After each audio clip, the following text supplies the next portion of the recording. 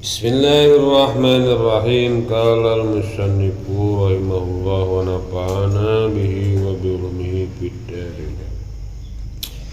Parun ari eta hiji cabang. Sunnah disunatkeun naon duhulu salatin. Naon duhulu salatin asup kana salat binasyatin kalawan tanginas. Liannahu ta'ala kana saesuna Allah ta'ala eta zamma tosnya cat Allah tarikihi ka pirang-pirang jalma anu ninggalkeun kana nasyad biqauli kalawan dawahan Allah wa idza qamu ila sholati qamu kusala wa idza qamu jeung di mana-mana ngadeg sira kabeh ila sholati pikeun salat qamu mangka ngadeg arajeun kabeh kusala kalawan ayeuna malas. Wal kasu ari ngaran kaslu teh ta'al puturu kedul watawani sareng ayeuna ngangkengke. Wa firagu qalbin sareng disunatkeun firagu qalbin ngosongkeun hate minasyawagili tina pirang-pirang perkara anu nungkulkeun liannahu kana saesuna itu firagu qalbin eta aqrabu leuwih ngadeukeutkeun ilal husyu'i kana husyuk. Wa sunnah sareng disunatkeun piana itu salat epi salat hi tegasna di salatna si jalma kulihat tegasna sakabehna salat naon husyu'un husyu' biqalbihi kalawan hatena si jalma bi alla yahduru surahna ayeuna teu hadir fihi na itu qalbihi naon ghairu ma salian perkara huwa anu ari itu si jalma tanapi musolli eta fihi ayeuna itu ma wa in talaqo sanajan cumantel itu ma bil akhirati kalawan akhirat wa bi jawarihi atap kana bi qalbihi wa bi jawarihi sareng husu kalawan pirang-pirang anggota badana si jalma bi alaya basa surahna teu ameng-amengan itu si jalma atanapi musolli bi ahadiha kalawan salah sayina itu jawari wadalika sareng ari itu sunnah husuun teh ari itu sunnah husun teh eta lisana illahi ta'ala kulantaran pangalemna Allah ta'ala fi kitabih dina kitabna Allah aziz anu agung ala failihi ka jalma ka ayeuna jalma anu ayeuna midamel kana itu husyuk ala failihi ka pirang-pirang jalma nu midamel kana itu husyuk biqauli kalawan dawan Allah qad aflahal mu'minun alladzina hum fi sholatihim khashi'un qad aflah nyata-nyata bagja saha al mu'minuna pirang-pirang jalma mukmin alladzina tegasna jalma-jalma hum ari itu alladzina fi sholatihim dan sholatna alladzina ta khashi'un harusu kabeh walintifai sawabi sholati sareng kulantaran narima sepina ganjaran sholat bintifaihi kusabab sepina husuk kama sakuma perkara dalat anu nuduhkeun alaika itu manon al hadis al ahadis susayatu pirang-pirang hadis nu sahih wali annalana sareng saestuna sareng karana saestuna eta tetepikeun urang sadayana wajhan ari wajah itaruhu anu tos milih kana wajhan sajamun golongan ulama annahu kana saesuna husyu teh tasyaratun jadi syarat lisihati pikeun sah salat wa mimma sareng eta dina sapelina perkara yuhasilu nu bisa ngahasilkeun ma al husyu kana husyu teh istihdaruhu ari ngahadirkeun musolli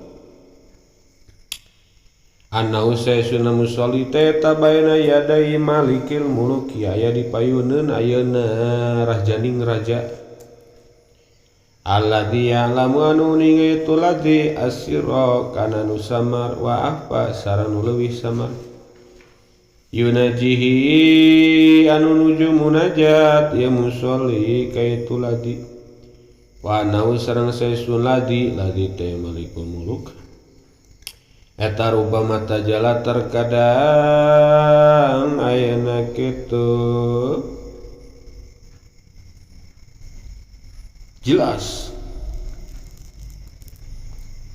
tenepi tembong terkadang ayeuna tembong alaika Allah tumbang tajala terkadang ayeuna jelas tenepi tembong Allah alaihi kaitu musolli bil qori kalawan maksa li adamil kiami kulantaran teu ayeuna ngalaksanakeun bihaqi rububiyatihi kalawan hak sifat kapangeranana itu ayeuna alladzi paroda mangka nolak alladzi alaihi kaitu musolli salatau kana salatna musolli wa qala sareng pandalos ngadawu sa sayyidi Gusti urang al-qutbul ariful billah seorang kutub arif billah Muhammadun al-Bakri tegasna Syekh Muhammad al-Bakri radhiyallahu anhu inna mimma eta saestuna eta tina sapalina perkara yurisu anu bisa ngawaris ma al-husyu kana husyu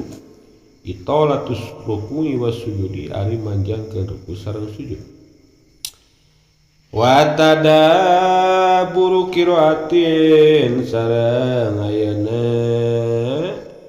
ngangen-ngangen atanapi ngarenungkeun babacaan eta ammulu ma'aniha tegasna ayeuna ngangen-ngangen pirang-pirang maknana itu qiraah qala ta'ala parantos ngadawu Allah ta'ala afala yatadabbaruna al-Qur'an afala yatadabbaruna nahan tengangan-ngangan ranjeun kabeh al-Qur'an kana al-Qur'an wali anna bihi sareng karana saestuna kalawan itu tadabbur teh yakmulu jadi sampurna naon maksudul husui ayeuna nu dimaksud ku husu eta napi pamaksudan husu wa tadabburu dzikrin sareng ayeuna tadabbur angen-angen ayeuna kitu zikir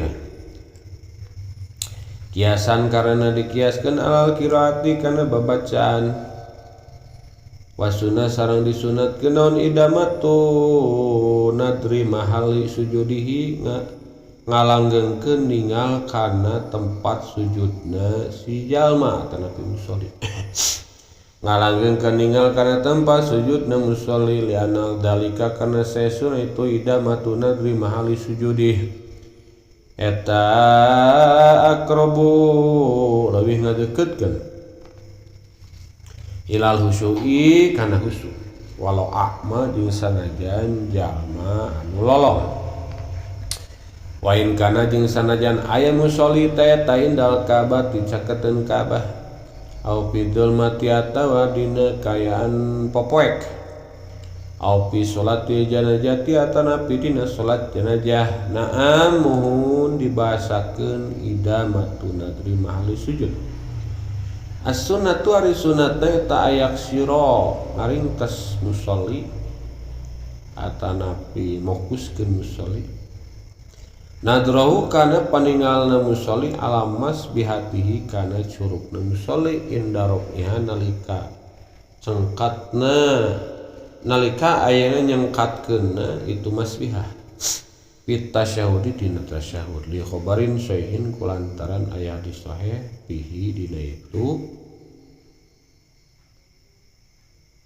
ayak sirona nadrahu wala yukrahu sareng teu dimakruhkeun naon tadmidu ainaihi meuremkeun dua socana musolli ilam yakhop lamun teu sieun musolli dororon kana kamadaratan faidatun ari ieu teh ji faedah yukrahu dimakruhkeun lil musolli pikeun jalma nu salat az-zakari tegasna lalaki wa gairihi sareng liana zakar naon tarku syai'in ninggalkeun hiji perkara min sunani sholati tina pirang-pirang pasunatan salat qala tos ngadawu syekhuna guru sadaya Ibnu Hajar wa fi umumihi sareng eta tetep dina kaumumanana itu yukrahu nadrun ari ayeuna pamicara atanapi pendapat beda pandangan. Waladzi yutajahu jeung ari perkara yutajahu anu sok jadi tetegenan ditetegenankeun itu ladzi eta taksisuhu ngaususkeunna itu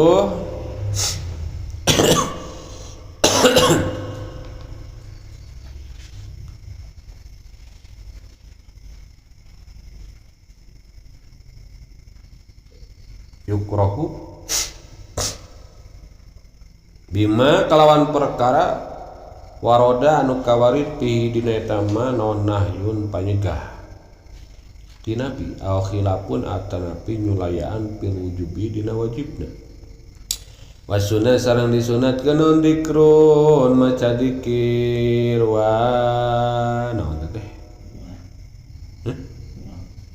wa du'aun sareng ayeuna doa siron bari lalaunan akibah dina satosna salat ay salati tegasna salat ayusanu tegasna disunatkeun non al israru ngalaunkeun bihima kalawan itu dikrun wa du'aun limun paridini pikeun jalma nu salat sorangan wa mamumin sareng pikeun mamum wa imamin sareng pikeun imam lam yarir anu teu kalaku anu teu ngarepkeun itu si imam ta'limal hadirina kana ngawurukana pirang-pirang jalma nu haladir kabeh wala taminahu sareng ayeuna kitu teu ngarepkeun ayeuna ngaminanana itu hadirin liduahi pikeun duana imam bisi maihi kalawan ayeuna ngupingna itu si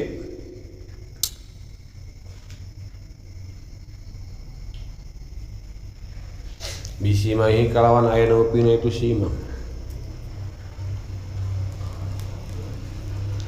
wawaroda sareng kawarid pihima dina itu dikrun wa du'aun non ahadisun kasiratun pirang-pirang hadis nu seueur Zakartu anu tos nutur kaula jumlatan kana sajumlahna min hatina itu ahadis fi kitab dina kitab kaula irsyadil ibadi tegasna kitab irsyadul ibad patlubhu mangkayu prih anjeun kana itu kitabi atana fi irsyadul ibad fa innahu maka saysuna itu kitabi eta muhimun ayeuna penting perkara penting warawa sareng tos ngariwayatkeun sa Turmudi Imam Turmudi an Abi Umamah ti Abi Umamah qala ngadawuh Abi Umamah kila dicaroskeun naon li Rasulillah pikeun Kanjeng Rasulullah sallallahu alaihi wasallam ayyud doa asma'u ayyud doa ari doa nu kumaha eta asma'u anu langkung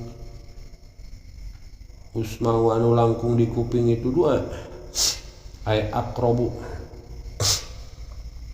tegasna leuwih ngadeukeutkeun itu doa ilal ijabati pikeun ijabah qala ngadawuh Kanjeng Rasulullah sallallahu alaihi wasallam jauful laili nyaeta ngadoa di ayeuna tengah peuting wadu buris salati sareng ngadoa ayeuna sa atos pirang-pirang salat al-maktubati anu dipardukeun warawa sarantos ngariwayatkeun sa Syekhoni Imam Bukhari Muslim an Abi Musa ti Abi Musa qala ngadawuh ayeuna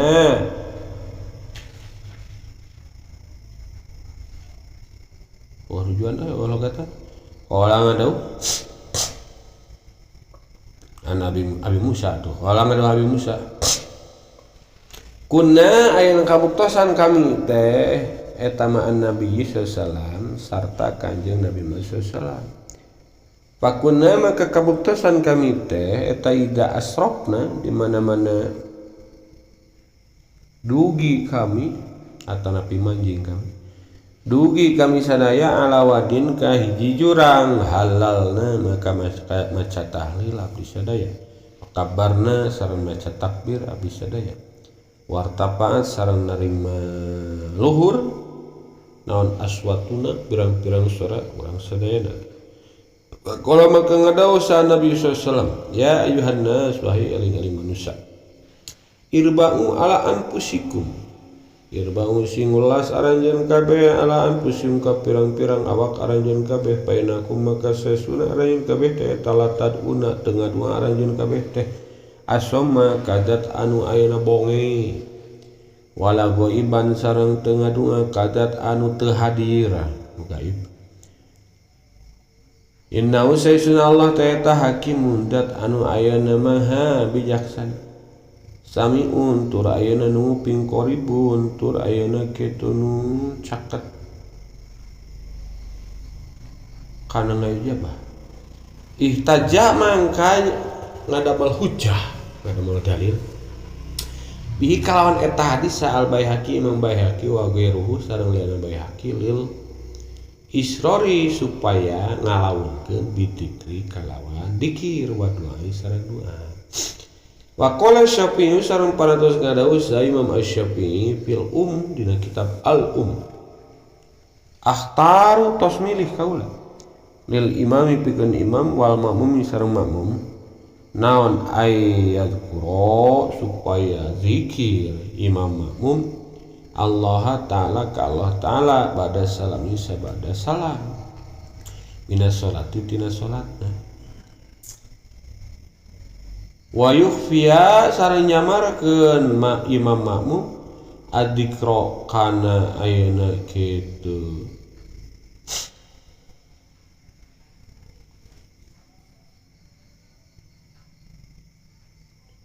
dikirna illa ayakuna ing aya itu makmum teh eta imaman jadi imam yuridu ngarepkeun imam aya ta'ala makana belajar makmum atau nabi musolli imam minhu ti itu imam paya jarum mangka narikeun imam hatta yaro sehingga ningali itu imam ana usaysuna makmum eta qad ta'alama nyata-nyata geus belajar makmum minhu ti imam summa yusiru teras ayeuna ngalaunkeun itu imam baina Allah Ta'ala maka sesuna Allah Ta'ala tayaqulu ngadoa Allah wala tajhar bi sholatika wala tukhafit biha wala tajhar sareng ulah narikeun anjeun bi sholatika kalawan doa anjeun bi sholatika salat di mana doa bi sholatika kalawan doa anjeun wala tukhafit sareng ulah nyamarkeun anjeun biha kalawan sholatika yakni maksud ayeuna musannif wallahu a'lam ad-du'a kana doa wala tajhar sareng ulah narikeun anjeun hatta tusmi'a sehingga ayeuna mere pangdengi anjeun goeroka ka salian anjeun wala tuhafid sareng ulah nyamarkeun anjeun hatta la tusmi'a sehingga teu nguping naon nafsuka latalatasma'u sehingga hatta latasma sehingga teu nguping naon nafsuka awak sorangan anjeun intaha terus beres itu kaul Syafi'i jadi kagok faidatun ari eta hiji faidah kula ngadawi syafi'una urang sadayana amal mubalaghati anapun ari ngabangetkeun fil jahri dina narikeun bihima kalawan itu dikir jeung doa teh fil masjid di masjid bihaitsu yasulu kalawan sakira-kira hasil naon taswisun ganggu ala musallin ka jalma nu salat eta payan magi mangka peryogi non hormatuha haramna itu mubalaghah. Bismillahirrahmanirrahim wa sunnah parun sunnah duhulu sholatin binasyatin ieu sabang pida musannif disunatkeun urang migawe salat asup kana salat teh binasyatin tanginas gitu. Sing tanginas awal waktu komo ayeuna gitu dianti-anti mah memeh ong adan teh geus ayeuna bararesi geus boga wudu. Sebab Allah Ta'ala sinatosnya cat ka jalma anu henteu tanginas. Dawan Allah wa idza qamu ila sholati qamu kusala nalika ayeuna kitu komu munafik mah ngadegeun kana salat teh rek salat teh komu kusala kusal naon kusala ari akasu teh al putur wat tawani kedul malas ngengke tadi ya keah jam 1 keah jam 2 gitu. Tah kulantaran aya hadis ayeuna nyacat ka jalma anu kusal anu ayeuna males ngengke matak sabalikna mafhumna atuh sunnat urang migawe salat teh binasyatin tangis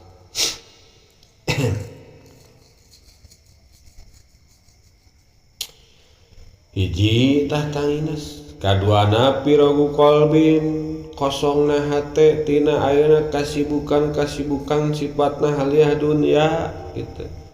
Sabab ku kosongna hate eta leuwih ayeuna kitu narik-narik kana husu, leuwih deukeut kana husu. Eta poin penting cek Imam Ghazali tina masalah husu. Cekna syarahna qala Hujjatul Islam Al-Ghazali. Kedah uninganeun saestuna ngahususkeun salat tina pirang-pirang ayeuna campuran-campuran elat-elat jeung ikhlasna salat kana Allah jeung malaksanakeun sesuai syarat-syarat zahir jeung batin seperti khusyuk jeung nulena eta teh sabab keur ngasilkeun cahaya hate. Kumaha sih carana supaya hati kita itu bercahaya hati urang teh? Cek Imam Ghazali geus si hate sing kosong tina syawagil tina ilah migawe salat karena Allah migawena sesuai tuntunan syariat syarat rukunna tambah hate kosong tina ayeuna berbagai macam kasibukan haliah dunya kesuning ka Allah ta eta cenah sabab keur ngasilkeun cahaya hate. Tah watil kal anwar cahaya eta cenah anu jadi kunci ilmu mukasyafah. Berarti lamun urang hayang boga ilmu mukasyafah, salat urang beresan. Ulah aya keur salat teh ayeuna kitu lintang ti Allah. Salian Allah kosong-kosong ke dunia. Eta anu bakal micu kana cahaya hate anu jadi kunci ayeuna ilmu mukasyafah. Tacina para aulia tiasa mukasyafah ka alam malakut langit alam malakut bumi jeung ayeuna uninga rahasia-rahasia ka pangerangan teh innama yukasyafuna bis shalat diinkisapna ku al teh keur salat karena tepan cina teh sok ayeuna kasyafahna teh para aulia la siama pi sujud komo keur sujud mah cenah sok di mukasyafah pasian ilmu kasyaf ka Allah teh keur sujud para aulia teh sabab seorang hamba ayeuna kekayaan deukeut jeung jadi pangeranana ayeuna aya wajalan nalika sujudna matak Allah ngadawuhkeun wasjud waqtarib prak sujud prak ngadekeun tak cenah mangkade cenah manusia kudu nabihan tina perkara nu ngaruksak salat ngalebur salat sebab ketika ayeuna ruksak salat amal nu lain nu salat sabab salat mah saperti sirah ayeuna dina jasa kuseur cenah salat teras deui disunatkeun dina salat teh khusyuk na hate khusyuk kumaha khusyukna hate teh surahna bi Allah yahduru fihi ghairu ma huwa fi nah hate teh ulah hadir salianti perkara anu eta anu si jalma teh ayana eta perkara dina hati urang ayeuna keur salat teh nu ayana hate teh lintang ti urang teh sadar keur salat keur munajat ka Allah salianti ayeuna salat salianti Allah tah kosongkeun ceuk tadi teh tah ngaranna khusyuk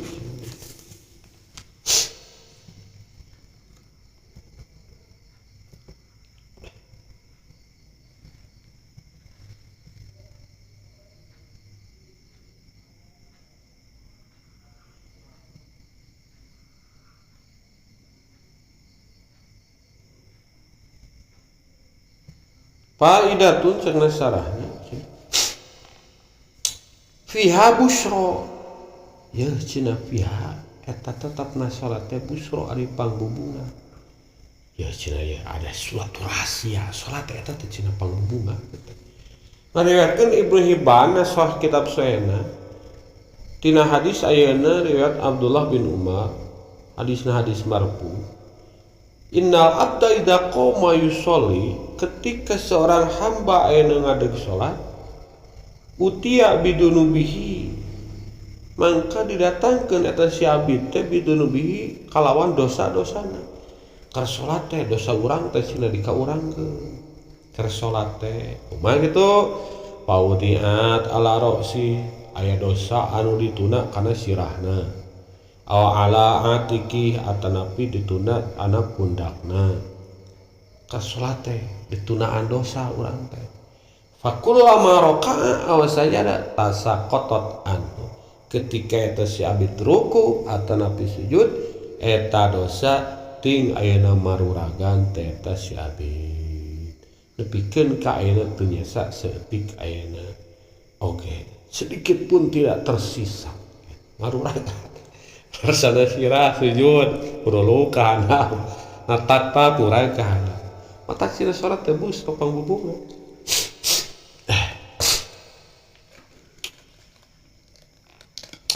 ari husuma ihtilaf berbagai pendapat para ulama ihtilaf tina masalah husu cek badul ulama husu teh godul basar wa hubdus saut meremkeun soca ngalaunkeun sora aya nu kitu pejamkan mata pelankan suara tempatna hati ari cek Sayyidina Ali mah teu luak kakatuhu jeung kakenca aya ari cek Ibnu Jabir mah ayeuna husuk mah ketika orang salat teu apal nu jalema nu belah katuhu teu apal jalema nu belah kenca teuing saha bakat ku husuk ari cek Umar bin Dinar mah as-sukun wa husnul hay'a anteng tar salat jeung alus tingkah cek Ibnu Sirin mah teu ngangkatkeun paningal anjeun tina tempat sujud anjeun cek Syekh Ato mah teu ameng-amengan awak anjeun nalika salat kitu jadi ihtilaf ya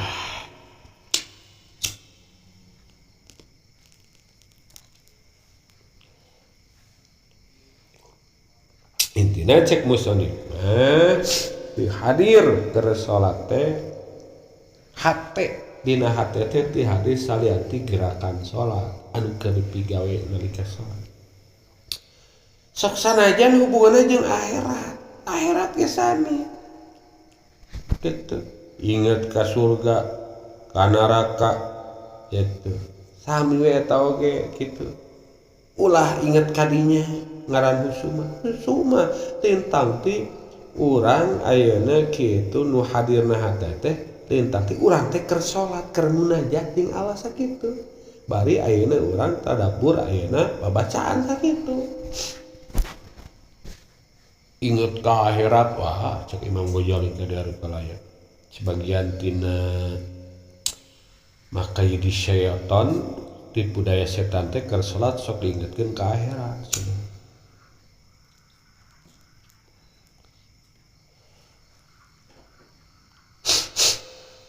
eta geuning dahana wa'lam tengahna anna min makayidihi ay syaitan ayus gilaka fi sholatika bidzikril akhirah yantara tipu daya setan teh sok nyibukeun setan ka anjeun keur salat nalika salat anjeun teh bidzikril akhirah ingat ka akhirat ingat ka surga ka neraka keur disiksa eta teh tipu daya setan wa tadbiri filil khairat jeung ayeuna ngarenungkeun pagawean ayeuna pagawean nu alus keur salat ingat rek sedekah rek zakat kitu teh setan teh liyamna aka anpah mimma taqra'u supaya juga setan kanjeun tina maham perkara anu ku anjeun keur dibaca supaya urang teu tadabbur makna nu dibaca matak pikiran pleng ka akhirat pleng kana rek migawe anu kalusan.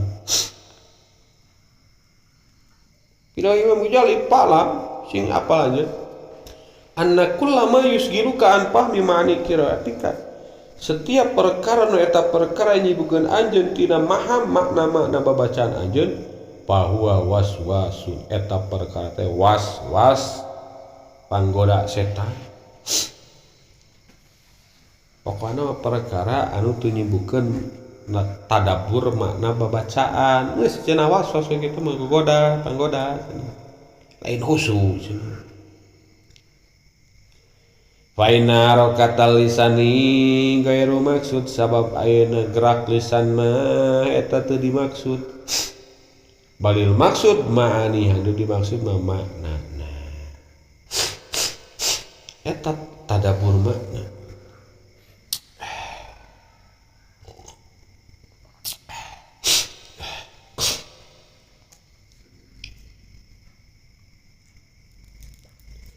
Jadi ayeuna eta ngaran husu.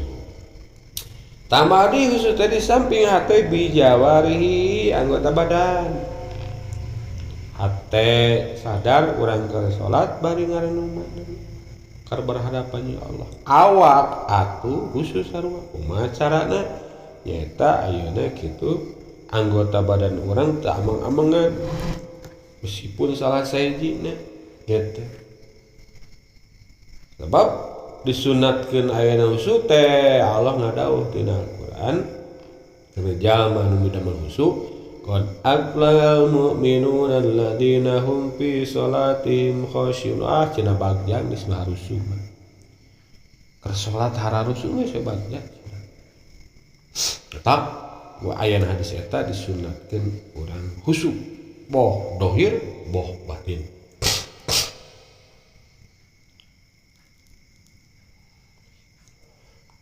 Kaduana matak disunatkeun husu teh dalilna ya walintifai thawabis shalat jeung ayeuna kitu sepina ganjaran salat kulantaran teu aya husu.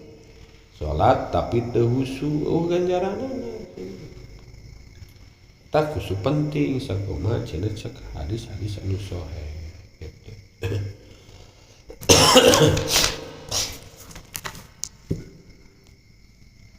Aqimis sholata li dzikri. Aqim fil amr. Fil amr lil wujub, berarti salat kudu husu. Lawan husu goplah. Gitu. Lamun jalma goplah dina sakawe salatna, rek kumaha rek ngadegeun salat pikeun ayeuna li dzikri teh. Kata Allah ngadawuh wala takun minal ghafilin. Laisa lil abdi min sholati lama qala minha. Tambah deui di samping aya dawahan Allah terus ketika teu husu teu meunang ganjaran wali anna lana wajah aya deui satu sisi anu mana ihtaro jamun cek ulama geus milih tina yen husu teh syarat sah salat. Aya badu ulama nu ngarekeun sarah salat teh nyaeta kudu husu gitu. Kumaha tuh carana husu? Di antarana nu bisa ngahasilkeun supaya orang husu teh istihdor. Hadirkeun jalma nu salat, ngahadirkeun hate yen manehna teh aya di payuneun Gusti Allah. Anu Malikul Muluk, raja ning raja. Anu apal asra wa akhfa rahasia bahkan leuwih rahasia. Jadi istihdor hadir kesadaran hati urang teh keur munajat jeung Allah. Sah Allah teh nu apal kana asra wa akhfa berarti hati urang teh kanyahoan keur salat lamun inget kana ieu atuh isim. Urang teh keur salat teh yunaji keur munajat urang teh. Sing sadar keur munajat seolah-olah keur ngobrol jeung Allah. Wa innahu rubbama tajalla alai bil qari terkadang kan sok tembong cina Allah teh kanu salat bil qahri kalawan dipaksa lantaran teu ngalaksanakeun hak rububiyah. Contoh di dunia kere disiksa bahwa teu utara salat, menang musibah, menang bencana gitu. Eta teh uninya Allah mata kitu ge gitu. Nya we Allah nolak kana salat. Beda usah kutub ayeuna Al-Arif Billah Muhammad Bakri cenah di antara nu bisa ngorisusu teh manjangkeun ruku jeung sujud. Berbagai cara para ulama.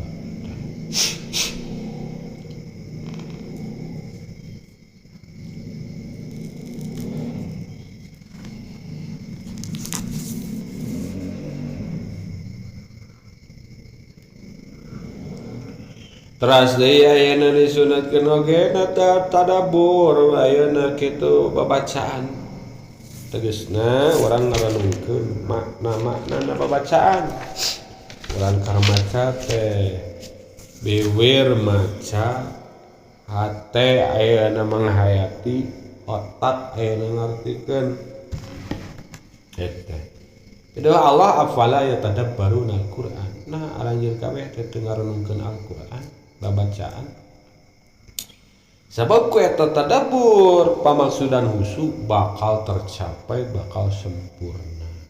Husu moal bisa hasil tanpa tadabbur. Matak eta nu pentingna tadabbur. Hayang husu ari teu tadabbur mah rek kumaha husu atuh. Lain inget ka akhirat cek tadi oge kan cek Imam Ghazali inget rek amal alus anu lain. Eta kesadaran hati urang keur munajat jeung Allah. Allah teh anu ayeuna apal asira wa ahfa malikul mulk. Atuh isin ketika ayeuna urang salat kaditu. Tambah deui di samping ayeuna tadabbur babacaan, tadabbur dzikrin. Dikir sarua dikiaskeun kana babacaan. Maca Quran kurang dihayati, babacaan kurang dihayati, dzikir seperti ayeuna subhanallah jeung nulianna eta oge dihayati.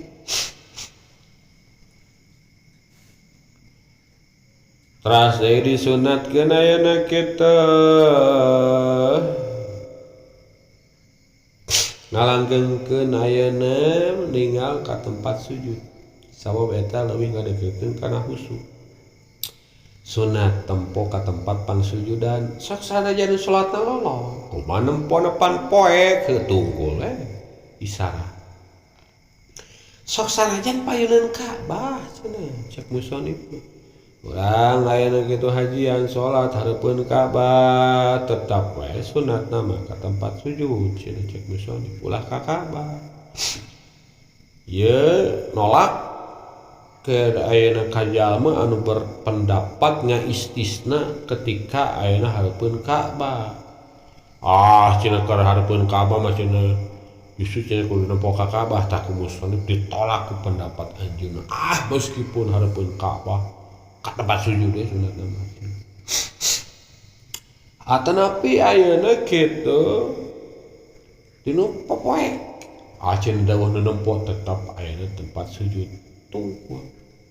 Atanapi dina salat jenazah sebab sebadan ulama sunatna cenah nempo ka mayit lain tetap ka tempat sujud cek musonif mah keukeu. Aya ulama nu pasna jenazah mah cenah ka mayit tapi cek musonif diiwal anggar wa in kana fi salatil janazah tetap kudu ayeuna kitu natru mahal sujud sunatna teh. Naam tah kitu cenanya. As-sunnatu ayak sirona dru ala masbihati. Jadi sunatna teh sinu salat teh mokuskeun panempona kana curugna. Nalika ayeuna ngangkatkeun curug dina tasyabbas illallah. Eta sunat pisan cenah eta. Sebab aya hadisna. Nah curug sabab curug hubunganna jeung hate beda jeung jempol jari tengah hubunganna eta mah jeung bobogaan. Ieu tah sok poho wae kudu dicerian urang sok keun pampan urang salat. wala yukrahu tagmidu ainaihi ilam yahob dororo terima makruhkeun meuremkeun dua panon nalika salat ilam yahob dororo lamun teu dipikasieun ka madaratan lamun sakirana urang beureum justru mata kusu beureum lamun sakirana beureum mata kacau salat justru ayeuna teu husu ulah beureum gitu. Ayo ini suara itu ya. Tenana wala yukrahu berarti meunang jawaz.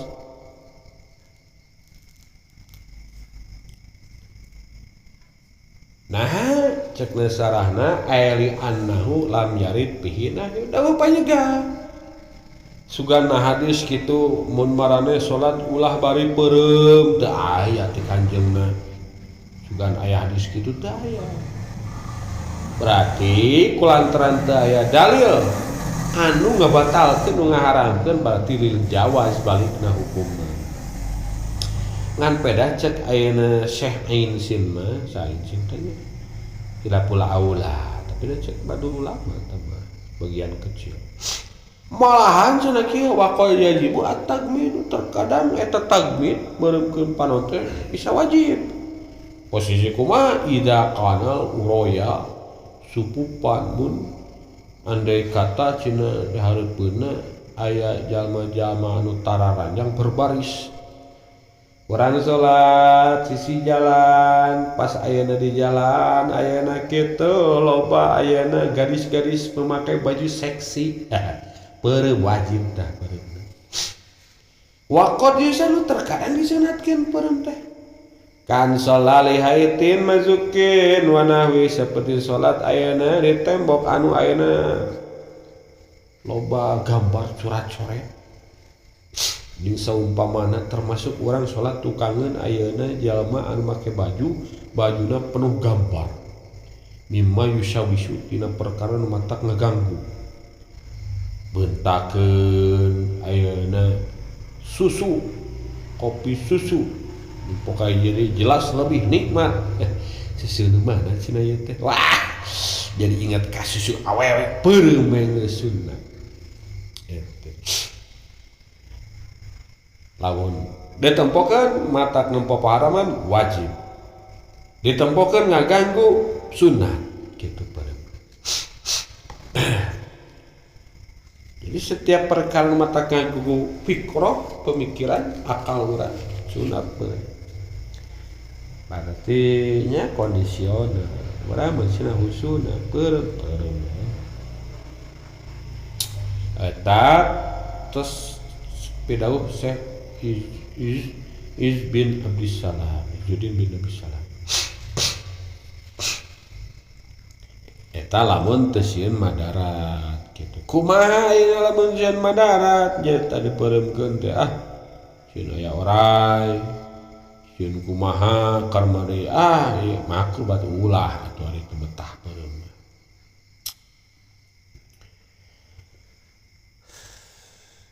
faidatun dimakruhkeun ke jalma nu salat ayeuna lalaki awewe jeung lianna ninggalkeun hiji perkara tina sunat-sunat salat makruh hukumna urang ninggalkeun salat kasunatan salat ditinggalkeun makruh.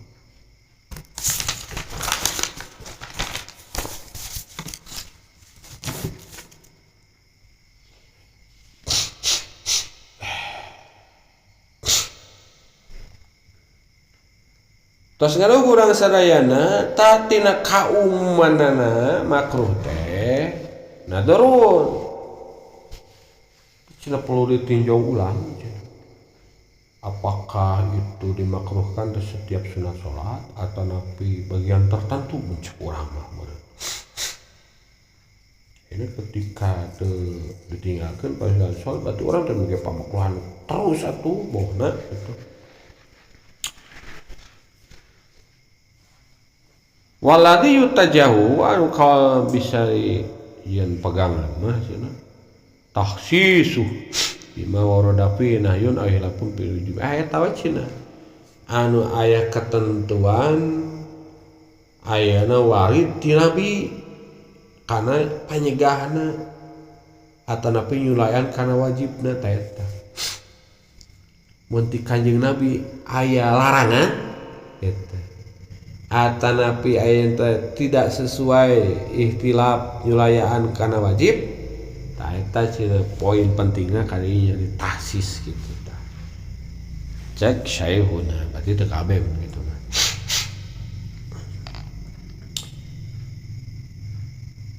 Disunatkeun oge ayeuna maca dikir jeung doa lalaunan satos salat gitu.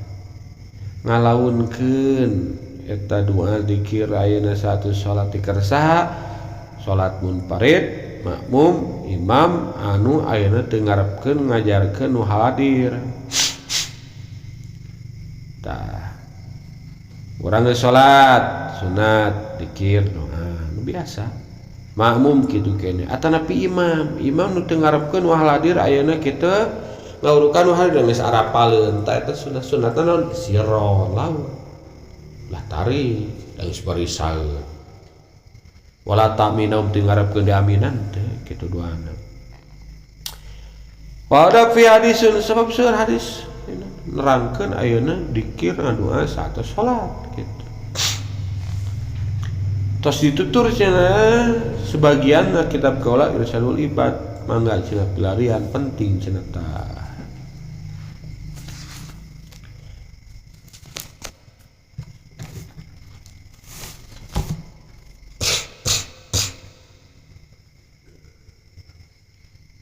Faidatun cenah tengahna qala Nawawi di antarana cenah ya idza qada sholatahu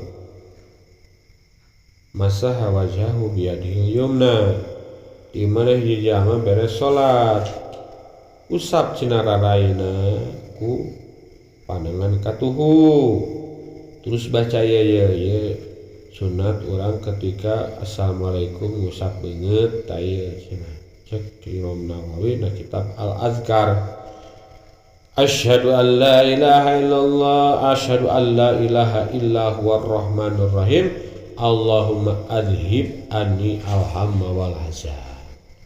Allahumma adhib ya Allah mugi ngalengkeun Gusti ani ti abdi alhamma wal hazan tina kabingung jeung kasedih. Kalau geus nalika aya urang mah sarua ieu Allahumma adhib anni alhamma wal hazan sarua ieu ngan teu asyhadu an la ilaha illallah rahmanur rahim gitu. Assalamualaikum warahmatullahi wabarakatuh. Asyhadu an la ilaha illallah asyhadu anna rasulullah. Ari mah urang mah asyhadu an la ilaha illallah wa asyhadu anna muhammadan abduhu wa rasuluh. Allahumma adhib anni alhamma wal hazan. Tina doa-doa urut qolatna kitu diajarkeun ka budak sarua juga ya. Beda mimitina.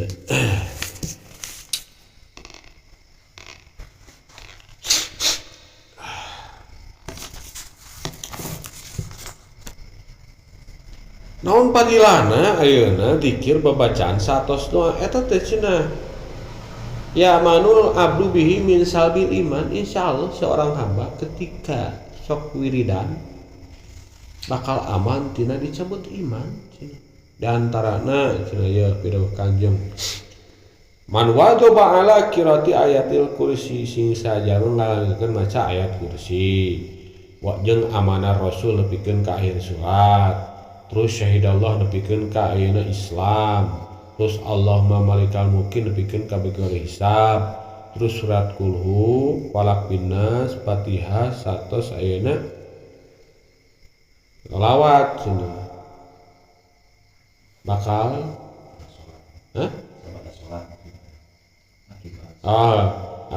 akibat kulli salatin satos ayeuna saban-saban salat amina min salbil iman bakal salamat dina disebut iman padilahna teh.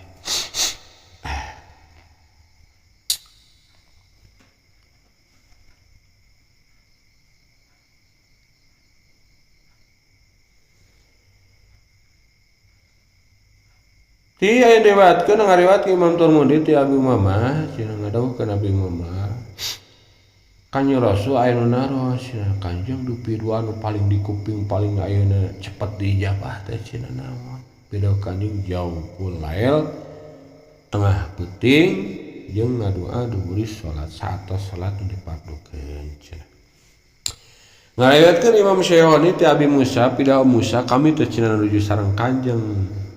Kami teh ayeuna kitu nalika asup ka lembah ka jurang ngamaraca tahlil maca takbir nepikeun katarik cenah suara kami teh Allahu Akbar Allahu Akbar Allahu Akbar la ilaha illallah pas kahanap teh tarik pidawa Kanjeng ya ayuhan nas irbau ala anfusikum hei cenah manusia irbau ala anfusikum ay irfaku bi anfusikum sing melasinya cenah ka awak sorangan turunkeun cenah surat teh ulah tarik-tarik teuing eueuh kacape karma turun nyago gorowokan cenah capek maraneh teh kitu.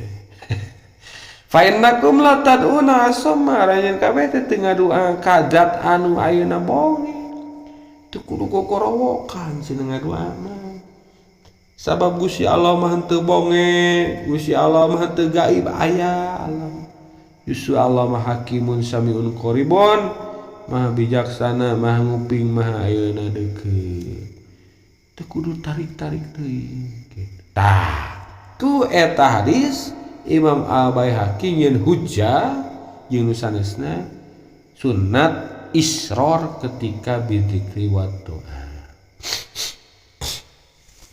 alaunan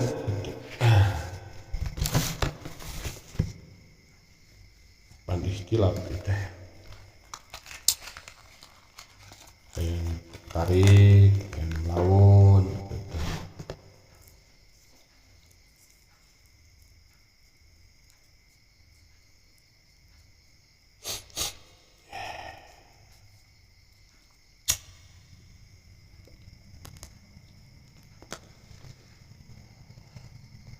Nah, Imam Syafi'i na kitab tapi cenah kaula mah geus milih kieu maksudna berpendapat kieu cenah karena imam jeung makmum kudu ayeuna zikir imam makmum ka Allah taala sabada salam dina salatna jeung ayeuna nyamarkeun zikirna gitu. Jalma salat jadi imam atau napi makmum beres salat zikir gitu. Tapi wayuh pia adzikro samarkeun launkeun zikirna illa ayakuna kecuali jadi imam baik imam baik makmum cek ayeuna Imam Syafi'i na kitab sunnat zikir ngan zikirna mun posisi jadi imam tarikeun mun ayeuna posisi jadi makmum ayeuna kitu sirikeun ahpakeun kecuali jadi imam nu ditarikeun mah imam oge yuridu ayat ta'ala minhu ngamaksud ngajarkeun makmum payah nu tarikeun berarti ayeuna mah pemukhalafana ketima ayeuna geus barisa mah launkeun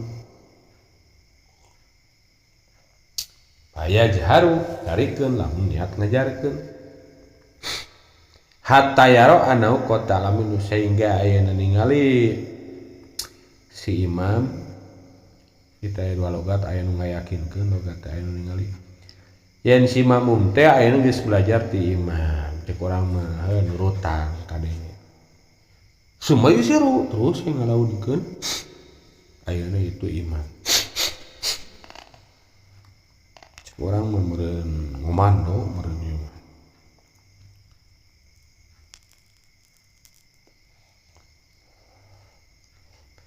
sebab Allah Ta'ala ayana ngadawuh wala tajhar bi sholatika wala tukhafit biha. Jadi maksudna wallahu alam ad-du'a cenah bi sholatika dinya teh doa. Ulah narikeun ketika ngadoa, ulah ngalaunkeun ketika ngadoa. Tarik teuing ulah. Kuat ketika denge ulah. Maksudna tarik teuing nepikeun ka batur ayeuna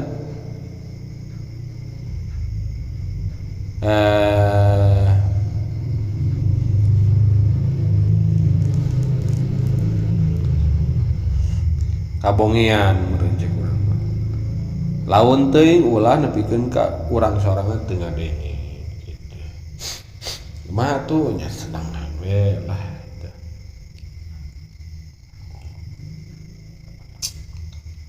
Baidatun.